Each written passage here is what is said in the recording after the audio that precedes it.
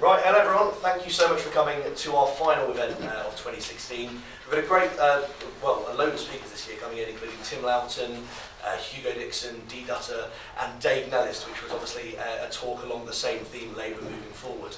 And I'm sure Stephen Kinnock, the Labour MP who's joining us tonight, will have a slightly different perspective on how Labour move forward than the expelled socialist Dave Nellist. But nonetheless, this is going to be a very interesting talk about Labour, and there's a chance for a Q&A at the end as well. So if you have any questions for Stephen, please ask them at the end. But can we give it up first for Stephen coming in?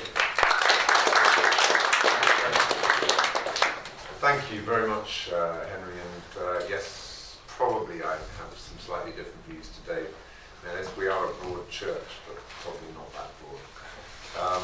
Henry, what are we saying? 10 minutes? Yeah, so I'll try and talk for 10 minutes, and then very happy to take some questions. I mean, it's become now the kind of cliche of all cliches that the last 18 months have been a tumultuous time, and I was told by somebody the other day that apparently if I put £100 on Corbyn, Brexit, Trump, I would have won £2.5 million, which would have meant I should have never had to do another Labour Party fundraiser again in my life. And you know, add into that Ed Balls coming almost into the finals of Strictly, and you know, you become pretty rapidly a billionaire, I suspect. So we have never experienced a year like it, I think, since the Second World War. We've never been in more of a period of uncertainty about the future of our country, about the future of our politics. And I think I'd focus primarily for this discussion on the referendum. There's a lot of other elements of uncertainty and disruption in the world, but let's talk for a bit about the referendum. I mean, I campaigned passionately for Remain. I'm absolutely of the view that the best future for the United Kingdom is in the European Union, but I do actually understand why people voted to leave. People all over the country, I think, were rejecting the status quo, which hadn't been working for them for decades. They wanted to take back control, even though they knew that that would have serious economic consequences. And on the other side, of course, is the 48% who are desperately disappointed by the result and have a sort of sense of despair.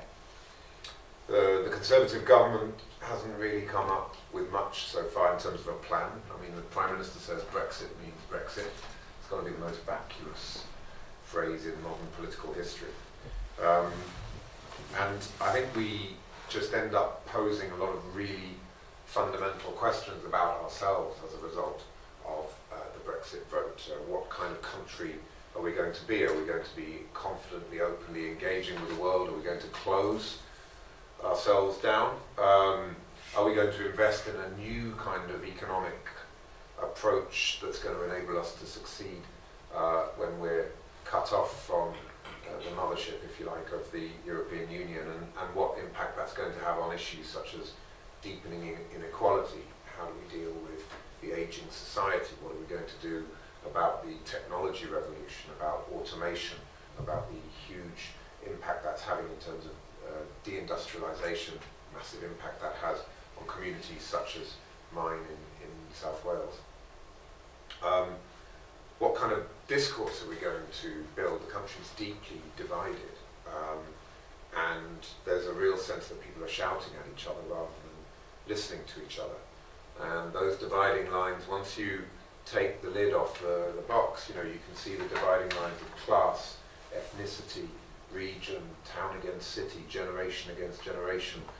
In many ways, the UK has got a sort of set of barbed wires that divide and stratify our society, and there's a real risk that the Brexit vote will exacerbate those and deepen them. I think it also asks a question about the role of government. What kind of role will government have? What role do people think it should have? There's no doubt that the Brexit vote was, in a sense, a vote against institutions, against the state, against whether it's a supranational state or a national one.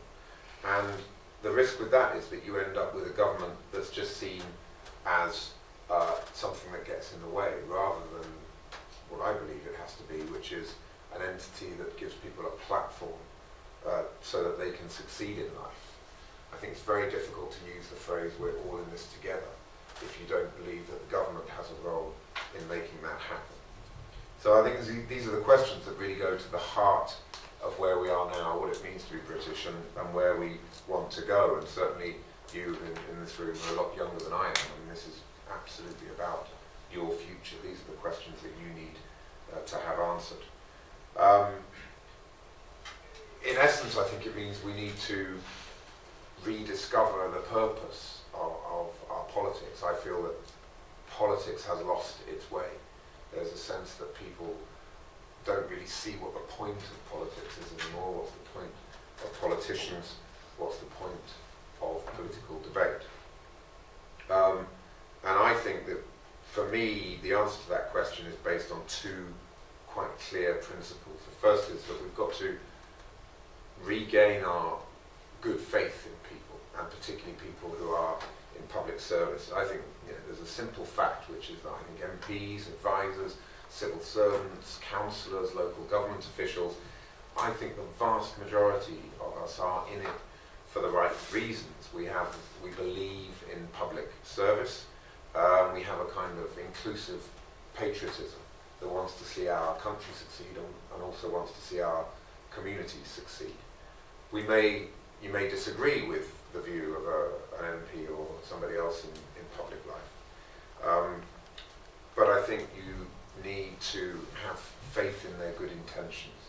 And there's something very corrosive and toxic in our politics right now, is that everybody's intentions are being impugned. Every time you say, well, this is what I think and this is what I believe in, people say, well, that's because you've got X hidden agenda or Y hidden agenda. It's very difficult to have a sensible debate about anything if you're not able to take what people tell you at face value. I think the other point really is to think a bit more then about the substance of our politics and what it's actually there for. And I think we need to restate very simply that the purpose of politics and being in public life is to improve and enhance the life and future of everybody in our country and in our community. And we all come from different backgrounds. I mean, I was born in South Wales. I'm the grandson of a coal miner. I'm very proud to represent the constituency of Aberavon, but I'm also in many ways a Londoner. Spent a lot of my life in London and then worked overseas for most of my professional life. So I suppose I would call myself a global Welshman. And because of those experiences, I think you've got to remind yourself of the universality of what people are, what they want. I think people all have similar hopes. Everybody laughs, everybody cries. Everyone has a sense of what the good life looks like. And we've got to try and find a way of getting people back to some of those basic values and to rediscover the purpose of our politics. So I think we've got to confront some of those challenges, got to learn to listen again, got to learn to rediscover what it means to engage with people rather than just reject their point of view and say nasty things about them on social media. When you think about what those principles, which is where we should be in our politics, and then you think about where we are, it's a pretty depressing thought. I mean, it seems that our politics is now a place where truth and facts no longer matter because we've had enough of experts, as Michael Gove so famously said. Politicians and the media seem to be trying to stoke anger and division, not really caring about the impact on society. It's all about just getting the votes in and selling more copies of your newspaper. And this is not just isolated to the likes of that disgraceful Breaking Point poster that Nigel Farage put out during the referendum campaign. I mean, I don't think Zach Goldsmith's campaign to be the Mayor of London was much better, where he tried to alienate and vilify. It's also been a politics where narrow party interests seem to consistently be put before the national interest. The classic example of that is the referendum itself, which in my view was David Cameron's attempt to solve an internal spat in his own party, and he, in my view, absolutely clearly put his party's interests ahead of the national interest, and blundered us into a referendum that he never actually wanted. Other examples, I don't know if any of you have read Nick Clegg's account of being in coalition with the Conservatives, where he sort of quotes, George Osborne saying that we should be cutting welfare in order to boost the popularity of the Conservative Party. We shouldn't build social housing because it will create Labour voters. Those things seem to have become the norm, and sort of playing the electoral game, the votes game, rather than the common good and national interest game seems to be the only game in town. And I'm not at all saying that the Labour Party is immune to that. I think this last leadership election was a disgrace in terms of the barrage of abuse on social media, for example, that was thrown around, and particularly at women that were involved in the process. And we seem to have in the party become completely polarised as well, where you just disagree with somebody and you're immediately branded a traitor, and the application of long-standing rules about how we do things is branded as election rigging. So when you're that polarised, it's very difficult to have a nuanced and sensible debate about anything. So I think we need to stand up firmly for rediscovering the purpose of our politics. We've got to say we've had enough of politics that is failing to understand the hopes and fears of people right across the country. We've had enough of politics that isn't honest and doesn't take responsibility for its actions. We've had enough of what isn't competent and doesn't know what it's going to do. There never seems to be a plan. We've had enough of politics that put short-term party political gain ahead of the long-term national interest. We've had enough of politics which isn't courageous or moral enough to challenge hate in our society, but seemingly encourages it. And we've had enough of politics that's just about chanting slogans rather than to deliver real change. Those are the big challenges which I think face all parties, all politicians, and everybody in public life. But we need to think a bit this evening as well about what this means for Labour. I think we've got to commit to rebuilding that politics of purpose, and then we've got to more specifically learn the lessons of the referendum. I think that we have failed for too long in the Labour Party to recognise the real concerns that people have about immigration, for example, and we've also failed to recognise the concerns that have been caused by globalisation and the way that it's left many people feeling left behind. Our failure to address those issues and engage with them has left a vacuum for nationalists and populists to fill. So we've actually got to start reinventing our vision for what it means to be British in the 21st century, because you can't answer the question of where you want to go until you've answered the question of who you are. We need to make it clear that we care just as much about the people of Aberavon as we do about the people of Coventry or of North London. I think we, as a party, we haven't done enough to engage with those heartlands where the impact of globalisation and where concerns about immigration have been particularly acute.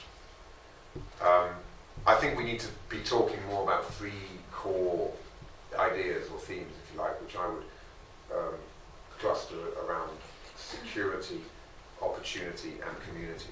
I think we are living in very difficult and uncertain times, and people need to have a sense of security.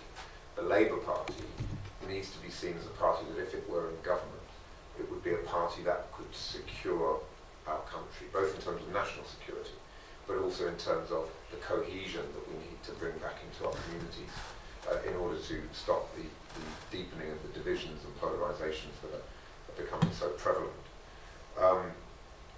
I think we've got to learn to respect people's desire for control, but we also have to not sell false promises. We live in a deeply interconnected and interdependent world. The world is not going to stop integrating just because we voted to leave the EU.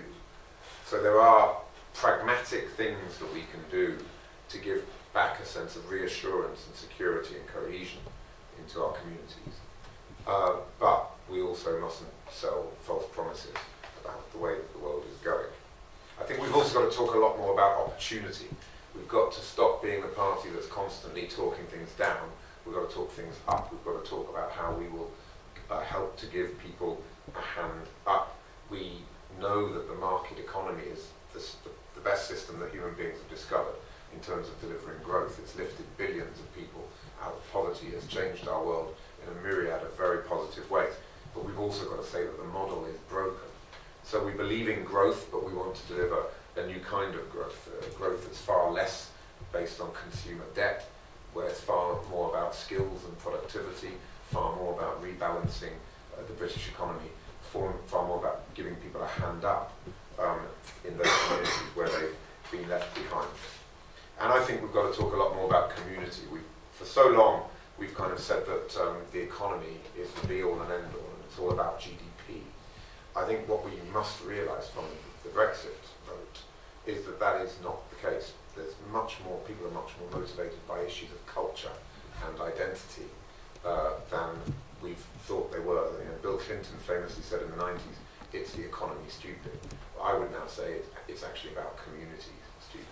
It's about that sense of community cohesion and culture and identity and commonality that people we have consistently undervalued, and as a result of that, we've allowed the nationalists and populists like Farage and Trump to step in. So my closing view would be that, for me, what it means to be Labour is to be a pragmatic idealist. I think we absolutely are idealists. We see the challenges there. We want to change the world. We want to make it a better place. We want to rediscover the purpose of politics. I think they're quite lofty ideals. But we're also pragmatists. We know that we won't be able to put any of this into practice unless we are able to win elections and to return to government. And that means having a clear plan, which I think should be based around those ideas of security, opportunity and community, and with a set of policies that flow from that, which can once again start to make us look like a credible opposition and an effective party of government. Because let's face it, we're a long way from that where we stand right now. We're failing to break through in by-elections. We're 16 points behind in the opinion polls. I think one of the most depressing statistics I've seen is in Whitney, which is where David Cameron had stood down. Since May 2015, we've doubled the membership of the Labour Party in Whitney, but halved our share of the vote. And you know, as long as there are statistics like that, it seems clear to me that our party is not going in the right direction. So there are huge challenges. We're clearly perceived as, and indeed we are, a divided party. So that's where we've got to rebuild, I think, right from going back to first principles, rebuild from the basis of our values, the fact that we're pragmatic idealists, and the fact that we want to make a real difference, but we know we can only do that by being in government. So there's definitely some challenges there for us, but I'm a socialist and therefore I have to be an optimist. It goes with the territory, and I believe that we can do it, and I'd very much like to hear from you in terms of whether you think we can do it as well. Thank you very much. Thank you very much. We're going to go to a Q&A now. If you have any questions about the future of the Labour Party, any questions widely about the state of British politics, fire away. Barnaby, I can see your hand shoot up there. Hi. So you talked a bit about, you contrast a couple of things. The Labour needs to appeal to people in your constituency, in places like the Midlands and the North, as well as places like North London. But I think the difference that Labour seems to have is that in places like that you have deprivation, everywhere. So, a working class person in Hackney, for example, has very similar material problems to a working class person in, say, Sunderland, ultimately. Yet their chosen sort of policy prescription is very different. Hackney voted very much to remain. Sunderland voted very heavily to leave the EU. And the difference in demographics in terms of race and that are extremely different. So how can you kind of reconcile the need for Labour to have a consistent message with the fact that their voters, or former voters, who are in very similar situations are choosing sometimes nativist positions, sometimes liberal positions, as a solution to their problems? And how can you make these people, not make them, but how can you make it so that both of these people look at Labour and say, that's a party I want to vote for? I think our country is a hugely diverse country, and that is one of the challenges that we have in our politics, because our politics is based on a very anachronistic electoral system, in my view. I'm firmly committed to electoral reform, and I believe that first past the post is one of the reasons that we have many of the divisions that we have in our society. I actually believe if we had proportional representation, we would not have voted to leave the EU, because I think there are millions of people in the country who voted in the referendum, and many of them voted to leave because they had never found a voice in our standard representative politics because of our electoral system.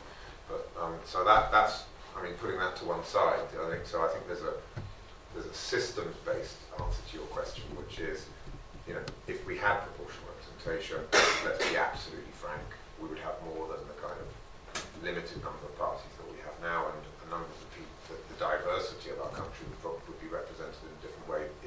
We would have a more diverse party political system, which would represent more accurately the huge diversity that we now have in our electorate. But putting that to one side, within the first past the post parameters that we have, what Labour has to do is, I think, find that voice of what is in the national interest and what is common purpose. And I think that there is very little that divides the people of Hackney from the people of Sunderland or from Salford in terms of what the good life looks like, what you actually need to do in order to deliver the life that you want for your family and your community. And that is around the economics of what we talk about, how you invest in rebalancing the economy, get the right skills mix. There's an economic message there, I think, which is actually quite unifying. The big dividing line is on immigration. And let's face it, the Brexit vote became ostensibly a vote about immigration. And so it's the number one issue, whether we like it or not. It is a fact that the number one issue on the doorstep in so many of the communities that look like the one I represent. And we have consistently tried to sell the economic benefits of immigration. We've said, well, the vast majority of people who come to this country work hard, they're young, they're healthy, they're hardly taking any resources in terms of the welfare state, and they are putting far more money into the exchequer than they're taking out. Nobody's listening. I can say that till I'm blue on the face in the doorstep and be told that people don't want to know. They will just say, our country's full up and something's got to be done. And a lot of them will say, I don't necessarily need to see big cuts in numbers, but what I do need to see is a sense of control, a sense that you, just as politicians are expected to control education, health service, transport, infrastructure, why should we not be having some kind of handle on our immigration system? And I think that's the division, where there will be people in Hackney who I don't think will have the same view as those on the doorstep in my country. Although I think there might be a surprisingly large overlap, but that's just a gut feeling, I don't have any scientific data to back that up. So I think that's where Labour has to make a choice, because in the end you can't make your fundamental policies on the basis of focus groups and what the voters are telling you. You've just got to do the right thing. You've got to do what you think is right. And once you've decided what you're going to do, you've got to then persuade people. You've got to go out there and make that case. And my personal view is, and I've held this view for a long time, is that we do have to set out why we think that if we're going to build a society that reflects Labour values of compassion, of solidarity, of cohesive communities, we need to address this issue about the feeling of a lack of control around our immigration system. And once we've done that, we can get people with us onto the same page, and we can actually start to have a sensible conversation about the future of our economy and all the other things. But until we've got that past that first blockage, it's very hard to do. So I think the answer to your question is, there's plenty of common ground on economics. You've also got to look like a competent party. We've got to get the right message message on national security, which I think nobody will vote for a party but they don't think the country is safe in their hands. But then there is a really challenging issue around immigration, and we've just got to take a choice on that, come forward with a clear view. And I think once people see there's a clear view, they can say, okay, I agree or I don't agree, but at least these guys have got the table, rather than just trying to brush it under the carpet. So that I think is the process that we're going to have to go through, so that we can build that coalition, which is what we need in order to become electable again. All right, next question for Stephen Kinnock. Ben. On Brexit, but also on wider issues, do you think an MP should vote in line with their constituency's wishes or within national interest? I think that they should vote on the basis of what our democracy has told us. So, I mean, I've always played quite a lot of sport, rugby and football, and I've lost count of the number of times where I've been playing, and I thought the referee has made a really stupid decision. But the referee's decision is final. And in this case, the referee was the British people. And they voted by it was close, but it was clear. So I think, I mean, I represent a constituency that voted to leave. I campaigned passionately for Remain, and it's difficult. I mean, it's really hard. And it's kind of, I feel like I've been through like the process of leaving, first of all in denial and then acceptance, and then, and it's really, really hard. But I'd like, I mean, I supported the government's amendment yesterday to say, yes, we're going to trigger Article 50 and by the 31st of March. I'd like to think that even if my constituency had voted Remain, I would have still voted that way, because I think that this was a national vote, and so it's the national result that counts. And I think you should be able to explain to your constituents, okay, you know, let's say I'm in, I don't know, Hampstead and Kilburn, where they voted 70% to Remain. I would still think, I'd like to be able to say to the people of Hampstead and Kilburn, I'm going to have to accept, as a Democrat, that we've got to move forward with leaving the EU. That's what the referendum result was. I don't think the argument about there was a majority in my constituency really works, because I think it was a national vote, and therefore that's the primary consideration. Other questions? Ben. Hi, you mentioned in your earlier answer about the electoral system. So I suppose the natural follow-on question is, what do you make of calls from parties like the Greens and other Dems for a progressive alliance, where you don't run against each other? Oh, not running against. I'd like to see a progressive alliance going into the next general election of parties that are committed to PR. And if by some miracle we were able to form a majority on that basis,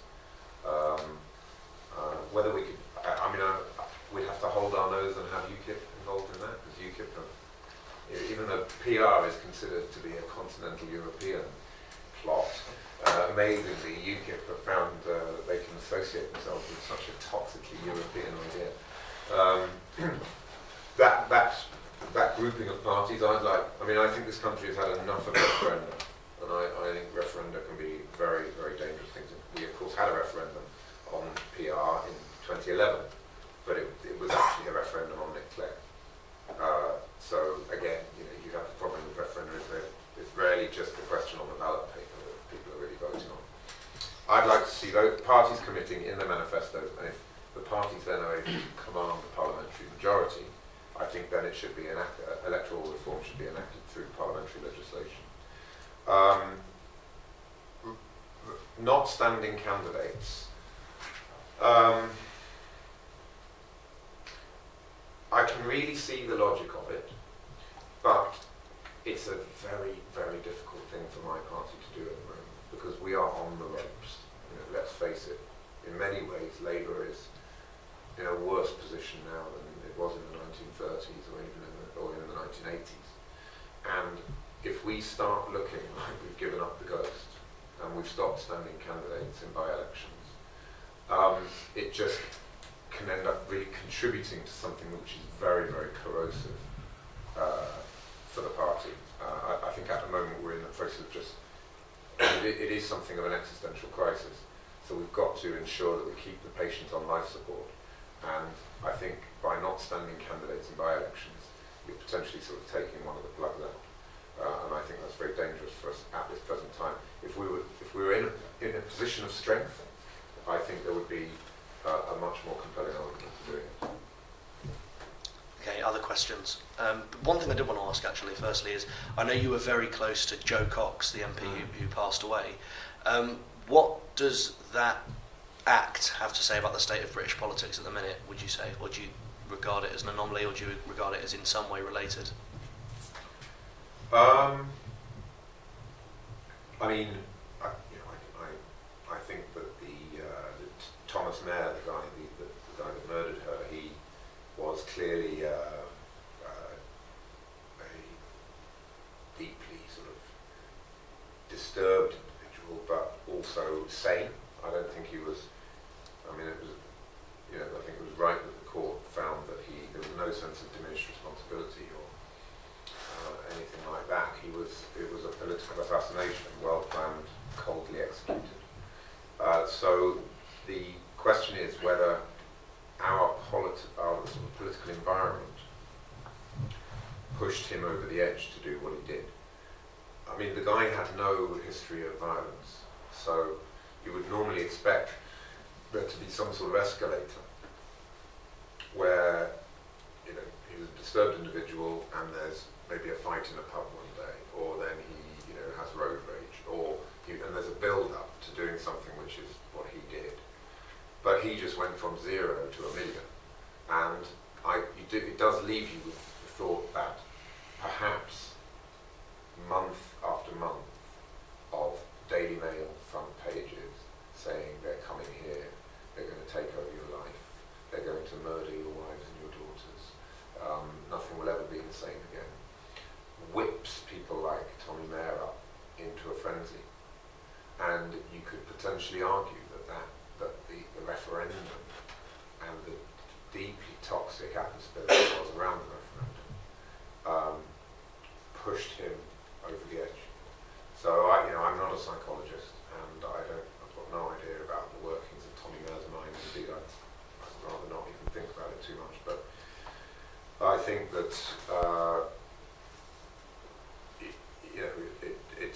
it wouldn't be fanciful to suspect that there was some connection between the referendum and what he did. And I hope one day people like David Cameron and Nigel Farage will reflect on that.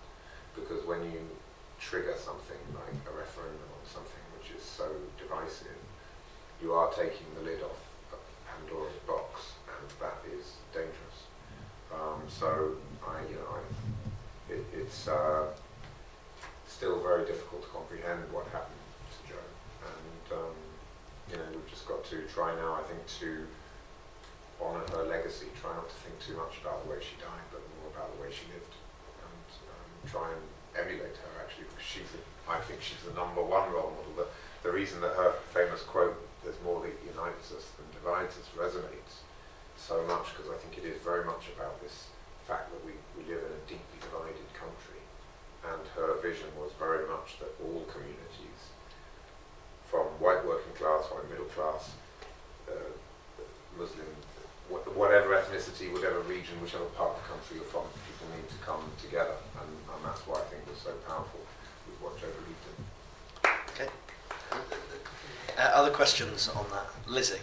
I asked this question last week to Matt, so I'm quite interested to see your opinion on it, because he was very much a lead campaigner. So my question to you is kind of 2 parts. So do you think it was right to have a referendum on such a complex issue? Because I said last week I studied European politics last year, and I feel like through that I was able to understand fully, but because I'm at university and I do politics, I understand it. Do you think that the campaigns on both sides were well formed, and that the information presented allowed the public to make a reasonable and informed choice on such an important matter? No, I am opposed in principle to referenda. I think that they twist our democracy in a way that isn't actually democratic, and I believe firmly in representative politics. In many ways, some of the things I said in my opening remarks, which were about restoring faith in people in public life and in the concept of public service. And until we've got that faith back, it's going to be very difficult to do all the other things that we need to do in terms of reuniting the country and also moving the country forward in terms of our economics and social policies and all the rest of it. So, and we've got to return faith in institutions, in our democracy and in our public life and in our public servants. And we will never do that if we go down the road of referenda, because they, by definition, undermine those institutions, etc. So I deeply regret that we had a referendum in the first place, and predictably, it was not at all a well-informed debate, because, I mean, for a range of reasons, what the European Union does is something I've always described in many ways is incredibly inspirational in terms of how it's managed to keep them. It's the world's most successful peace project, and also the more sort of abstract side of the European Union and the dream of Europe, of peoples coming together, interlocking interests, peace, security, and also the kind of intercultural dialogue that comes from it. But all that is too abstract and airy-fairy to really influence enough people at the ballot box. I think it may have done with some, but not many. Interestingly, I think that argument works better with the younger generation, and that does give me some hope. But it wasn't tangible enough to make the difference, and so then you end up going down the kind of more, let's talk about the risks of leaving rather than the opportunities of staying. You've got then the need to make a lot of assertions, because by definition, I mean, nobody knows what the future holds. We don't know which way the European Union is going to go, and there's been huge volatility and turbulence in the EU over the Eurozone crisis, over the refugee crisis, over how to deal with Russia, you name it, it's been very divided and turbulent. So it wasn't even possible to say, if you vote Remain, we are giving you this. And then, of course, the Leave side had even less idea of what things looked like. But because they came with such a kind of nationalistic certainty, in an uncertain world, the certain man is always king. And that's why Donald Trump has won, that's why Jeremy Corbyn won the leadership of the Labour Party, that's why Nigel Farage does so well, because they had this kind of certainty. And even though, what they were saying about leaving the EU, I think it was wrong, because I think it will be an economic disaster for the country. Slow burn, but it will come slowly but surely. They just gave people a sense it's all going to be fine, and anyway the status quo isn't working for you, so you might as well reject it. So all of that is not, you can't have a well-informed public when you're assuming and asserting, rather than when you're talking about the future, by definition you can't be well-informed. And to some extent, of course the past shapes the future, but in today's world much less than it used to. So I think that's why the referendum was so deeply flawed. And what's even worse is David Cameron knew that. He's not a stupid man. He knew that he was leading people into a phony war. And he did it simply in order to win the 2015 election and to hold his party together. So it's disgraceful, really, the way that it's all panned out. But now we've just got to try and kind of make the best of it. We've got to accept it and move forward. And it is challenging. But I think the answer to your question is, I wish it hadn't happened, and it was a horror show. The whole campaign was a horror show. So. Question over there. Why do you think Smith lost this year? How do you think he, or perhaps another candidate, could have won? And say in the future, if there is another leadership election, whether or not you think it's desirable or not, let's say it just happens, how could you defeat Corbyn or McDonnell or someone back with the party? How would you convince the party members and whatever that their vision is wrong, your vision is better? Why did Owen lose? I mean, I think it was always very, very challenging for him for a number of reasons. Probably first and foremost because one thing that Labour Party members are very keen on is fairness and due process. And there was a very strong feeling amongst the membership that Jeremy hadn't been given enough time, and a view that this was all happening far too quickly and was not fair. And once you're in that territory, it's very, very difficult to win because you're framed as the bad guy, essentially. Looking to the future, I think we're now in a place where the Parliamentary Labour Party, and I was one of the people that signed the motion of no confidence in Jeremy. I'm afraid I don't think that he is able to lead our party in what are incredibly challenging times where there's a massive amount of complexity around Brexit and where you really need to have had years of experience of persuading people rather than protesting against things. And Jeremy comes from a particular part of the party with a particular pedigree and history, and it's deeply admirable what he's done in many, many ways, but I think the task of leading the party at this time is unbelievably complex and challenging, and I made my views clear on that. We had an election, he won it, and absolutely rightly he continues as leader of the party, and we are all now, I, for example, have a massive amount to do on the steel crisis. I'm quite active on the Brexit debate. I'm on the Welsh Affairs Select Committee after a constituency casework. There's more than enough to keep us all busy. So we're just doing our jobs and being as supportive as we possibly can be. And we have to see what happens. I think, Jeremy will now lead our party for as long as he wants to. He has very strong support amongst the membership. And we are saying, crack on, let's do it, let's make the best of it we can. But the fact is we are 16 points behind in the opinion polls, and we're making no headway at all in any of these by-elections, and it doesn't look good. We've got to find a way, I think, around a new narrative, around something that's much fresher and different. We've got to rediscover the purpose of our politics, talk in terms particularly around security that are going to get us permission to be heard again. Because as I keep saying, as long as people think that the country is not safe in your hands, they will never vote for you. Maslow's hierarchy of need, the first stone in the pyramid, at the base of the pyramid is security, and everything else comes after that. Opportunity, self-realization, that comes afterwards. Got to offer security, and if they think the country's not safe in your hands, both in terms of things like immigration and borders, and in terms of national security issues, there is nobody who will vote for you.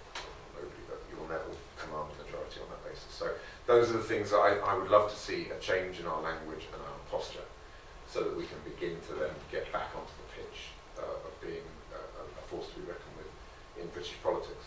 And if we can do that, the next question is about the personality and competence of the leader. Because let's face it, we live in a presidential system. I don't particularly like the fact I'd love to be talking more about content and substance than about personalities, but the reality of the world we live in is the personality, persona of the leader is paramount. And so, then I think there just needs to be a sharper set of strategies and particularly about the way we communicate. We need a much clearer line so that, it's incredible when you sit in the chamber that the Tories are so well drilled. They have their messages, you'll be in a debate in the chamber, you'll get 15 Tory MPs standing up and saying more or less the same thing.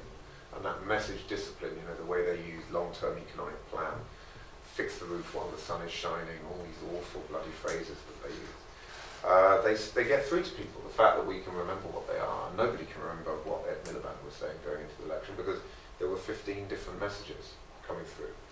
So we've got to have more message discipline, smarter. I know some people get really turned off by that stuff, but when you live in a world where people have got maybe 15 minutes to think about politics once a week, you don't have that long to catch them and to make them feel that you're a party they could vote for.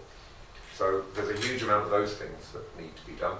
But as I say, we've got to start somewhere. We've got to start from first principles, get the values and the basic messages right, and we can build from there. Question here. Yeah, would you support Labour's economic drip to the left? Because I know what you're saying about immigration and issues of personality and leadership, but there seems to be a certain hypocrisy from a lot of MPs on maybe the centre and the right of the party in that they say that we need to get in touch with people's concerns in deprived communities and we need to inspire them, but at the same time we can't get elected on a radical platform. And things that, what I think one of the biggest strengths of Corbyn and McDonnell's programme is that they are offering genuine solutions to issues of like wealth inequality and deprivations in these areas. We've seen it has gone to kick back in Brexit.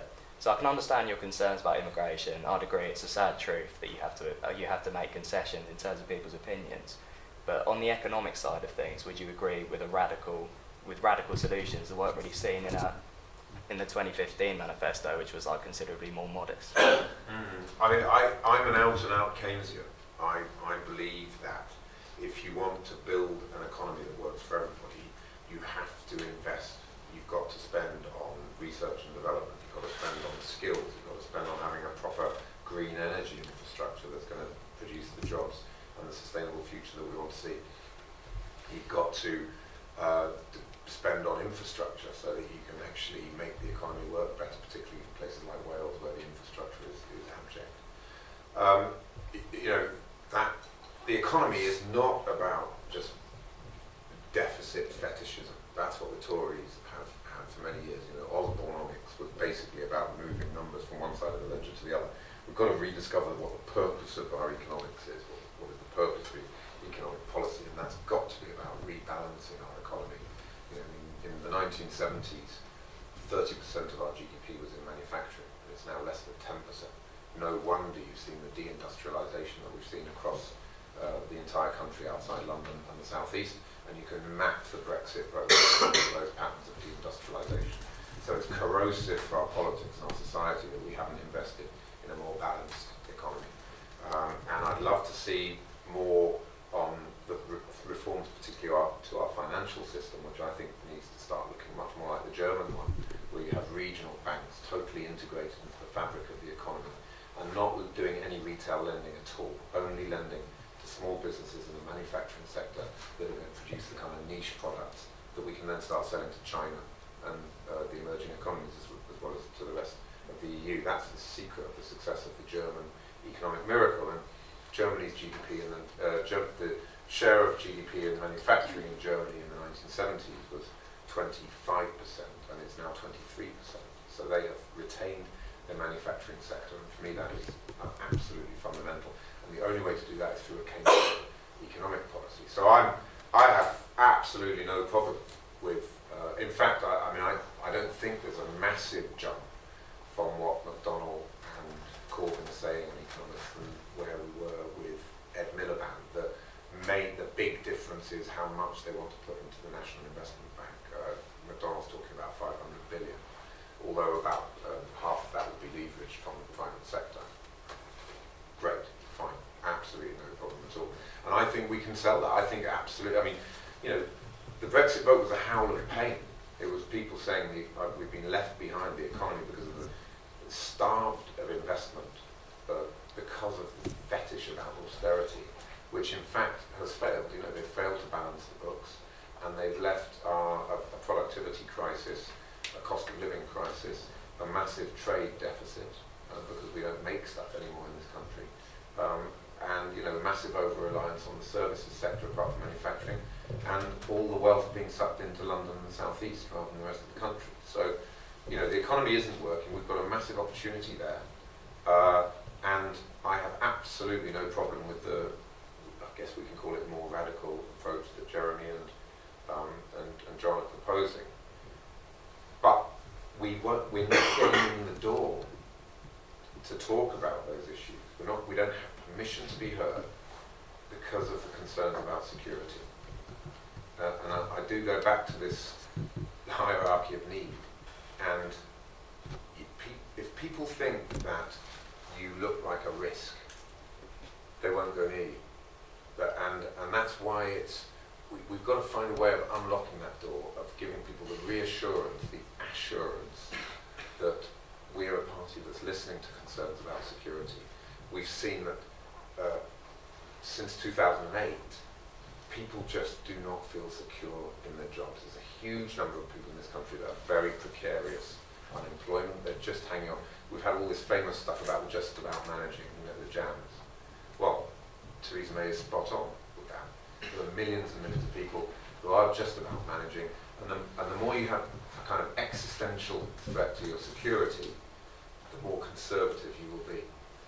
There's some brilliant work. I don't know if you guys are studying at all a political philosopher called Jonathan Haidt, Haidt. I really strongly recommend it, because what he does is draws a very interesting link between changes in the economy and changes in values. And what he shows, utterly convincingly in my view, is that when economic conditions worsen, people shift from a desire for autonomy to a desire for authority. They shift away from a desire for diversity to a desire for uniformity. And they shift away from a kind of confidence and into a much deeper desire for security. And that has been what's been happening slowly but surely since 2008. And it all has come to a head with Brexit, with Trump, and with so many of the other things we're seeing across continental Europe, the rise of the Front National, Geert Wilders in the Netherlands, the Nordics, etc., the Alternative for Deutschland in Germany. And so we have to recognise that there is a shift in value sets, and as that is happening, it becomes increasingly difficult to talk about many of the big progressive ideas we might have about changes to the economy that we want to see. I think we can get there, but we've got to engage with the world as it is, not the world as we would like it to be. Question down there. Thanks for the talk, by the way. This is kind of quite an extreme scenario I'm going to ask about, but it's not like out of the realms of possibility. I think one of the problems with Corbynistas, like all fanatics, is they always think they're right, and I agree with you that I can't really foresee a change within leadership in the Labour Party soon, because Corbyn will probably for a long time, like you said, but stay in power for as long as he wants to. So let's say that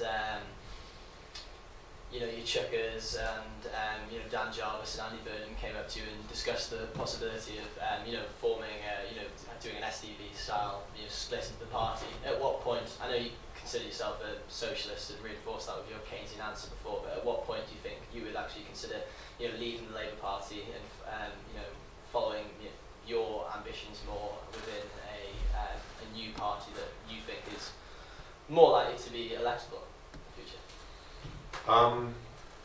I mean, I think a lot of us have a very special relationship with the Labour Party, which is quite an emotional one.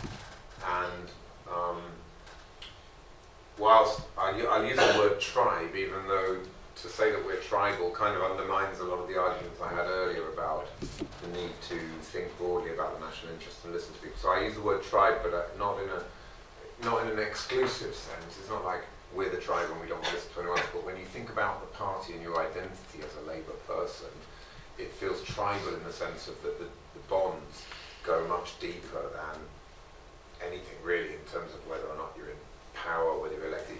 Being Labour is just is what it is. So the idea that we could, and the fact is that I don't believe that the wing of the Labour Party that Jeremy Corbyn represents is the wing of the Labour Party that is true to the spirit of the founding fathers of our party. And I suppose we've got to go back to first principles.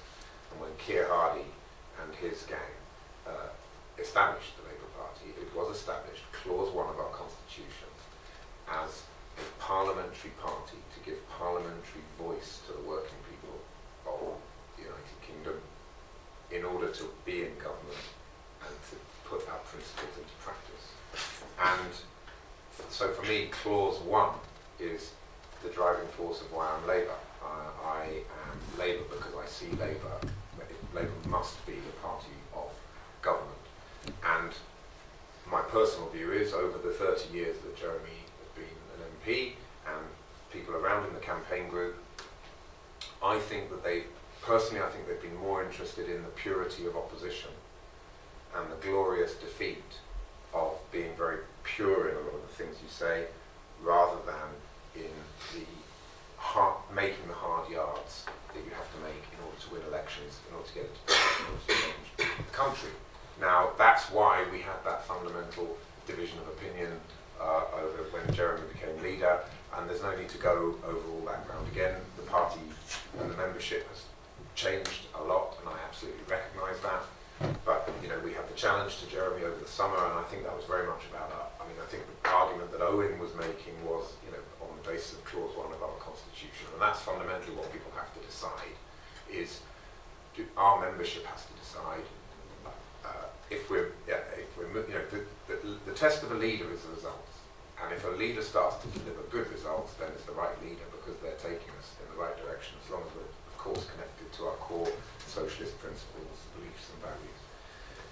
And that's where we have to go with it. You know, we've got to now move forward together as one party, Jeremy as our leader, and we've got to start to look at, for example, the results in May of next year. We'll have local elections in Wales. That's going to be a big test of where we're going. There's bound to be more by-elections coming. Who knows, there might even be a snap election next year. So we find, you know, and opinion polls, everyone's seen opinion polls can be massively offbeat. And so we're currently 16 or 17 points behind in the opinion polls, but who knows, that could be overturned in the blink of an eye. Who would have thought that, you know, Donald Trump could become president of the United States? So anything could happen. We've got to now, I think, not speculate too much about other options and possibilities. We've just got to roll up our sleeves and get stuck in and do the best possible job that we can for the party. But what I would say is, I see this as my Labour Party. I know why I'm Labour, and I know what the values are and what I think our history has taught us. And I don't think that, I mean, you know, there are a lot of people that joined the party. I mean, I joined the Labour Party in 1985, and I have had experiences of people who've joined a lot more recently than that, who've never knocked a door, never stuffed an envelope, never stood in the hissing rain in the middle of a shopping street handing out leaflets, but who love to sit behind their computers and on Twitter giving me all sorts of wonderful advice about what sort of MP I should be. And well, I'm sorry, but I think you've got to earn the right to have those opinions. And what I would say, it is depressing that we've doubled our membership in Whitney and halved our share of the vote. So our members have got to reflect on what kind of party they want, where they want us to be a year or 2 years or 3 years from now. And in the end, it's in the hands of the membership. And so, you know, we've got to just carry on fighting, doing the best possible job we can in Parliament, being an opposition to the government, holding their feet to the fire on Brexit, and then we've got to see what happens. Yeah, we've got time for a couple more questions. I've neglected the side of them quite a bit, so Dan, if we could start with you. So in the last few weeks, there's been quite a lot of talk about UKIP. Obviously, they've made it clear since they've got a new leader that they plan to target the kind of deindustrialised areas you mentioned before, and obviously that's one of your seat is one of those areas. So how considered are you about UKIP potentially being a serious threat in places like Aberavon in 2020? Yeah, I mean, lesson number one is now, you know, there is no such thing as a safe seat. Just look at what happened to Labour in Scotland, blown away. So, you know, majorities are much bigger than what I have in Aberavon being overturned. So we have to take the threat very seriously indeed. I mean, I think there is a valid question to be asked, which is what is the point of UKIP now? You know, their mission was to take the UK out of the EU. That seems to be mission accomplished, partially at least. They were a one-man band. I mean, it was all about Farage, and he's gone now. And also, you've seen the Conservative Party really there's been a kind of reverse takeover of the Conservative Party by the hard Brexiteers. And they're parking their tanks on UKIP's lawn. So there's some question marks really about what the point of UKIP is. That presents Labour with a real opportunity to re-engage once again with our heartlands. But I will have to, I know it sounds like a broken record, the number one consideration there is about security. I mean, what UKIP tapped into was a sense of insecurity. They don't come up with the right answers, but clearly a lot of what they've said is resonating. I don't think people who vote UKIP see UKIP really as I still think they see them as a protest party. I don't think they see them as a party even that would benefit from having a lot of MPs. They much rather have them shouting from the sidelines and protesting. So there's an opportunity for Labour because we are a party of government. We have got a history of running the country and running it very well, in my view. And so we've got to combine that with having a sensible policy and set of things to say about issues of immigration and about issues of national security. And I think if we can do that, we can absolutely knock UKIP off any perch or even a ladder going up to the perch. And we can once again get those 4 million votes back. Or not, of the 4 million that voted UKIP, clearly some would have been Tory voters. But we need a big generous offer that's going to go well beyond the kind of 35% strategy that Ed Miliband had going into 2015. That was a deeply flawed strategy. And it doesn't work at all. We've got to reach out beyond our comfort zone. The party's got to get out of its comfort zone. It's all very well increasing your majority in areas where you're already safe. You never win in this country unless you can reach out and get those people who don't normally vote Labour to vote Labour. And that's the only way we're going to win. So it needs a far more creative and innovative approach, and it also needs to have much more of a focus on security. Rob, you've had your hand up for quite a while. Speaking on Scotland, how do you feel that Labour should sort of engage with Scotland, given that in a way there's different concerns to be had, and especially since the disaster that Labour suffered in Scotland in 2015? Really, really difficult. We're in a very, very bad place in Scotland. Because as long as the discussion is dominated by the issue of constitutional issues, that will always benefit the SNP. I think we've got to play the long game in Scotland, and what we know is that the SNP in government are not delivering what they should be delivering. I don't know if you saw that report and those statistics that came out recently on educational outcomes in Scotland. There are massive problems in the education system in Scotland, have been for years, and they're not being fixed by the Scottish Government. Health outcomes are nowhere near as good as they should be. The economy is not going in the right direction, not helped, of course, by the price of a barrel of oil. And they haven't done enough in Scotland at all, I think, to make it a resilient, forward-looking economy.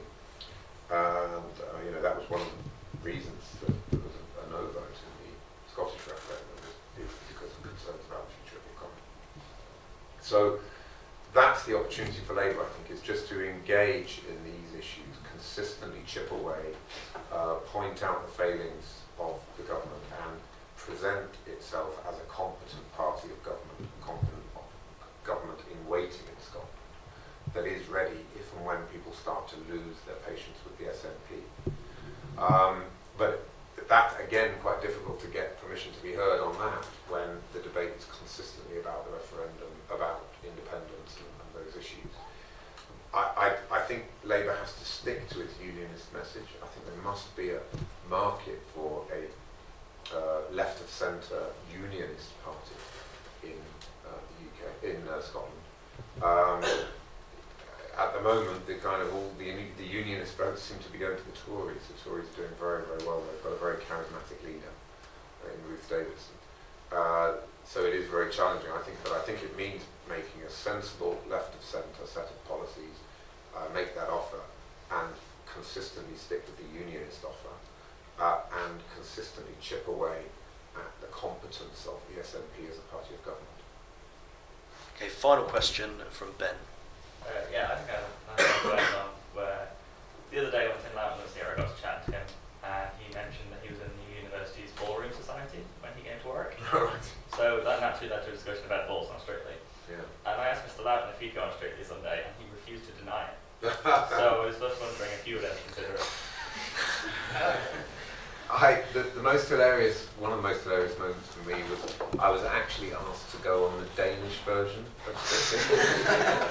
And it was absolutely brilliant. I've got two teenage daughters. Well, my eldest is 20 now, and my youngest is 17.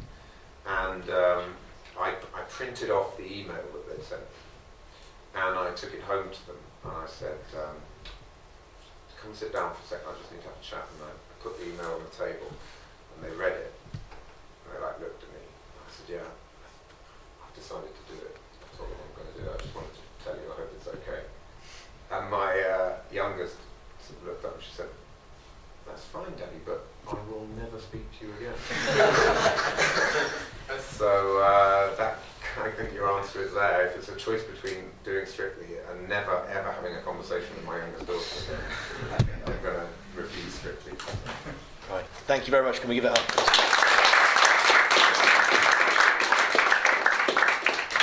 Yes, so that's our last event of 2016. We hope to see you for more events in 2017 we've got coming up. They'll be coming out in Facebook over Christmas, but just to announce 2 speakers for you already. So Peter Hitchens is going to be coming in to do a talk about the legalisation of drugs. He's firmly against it, and that'll be on the 10th of January. And the day before that, Sir Richard Lees, who is the leader of Manchester Council, will be tackling the question that Stephen raised there. But one more time, can we give it up for Stephen Kinnock, please?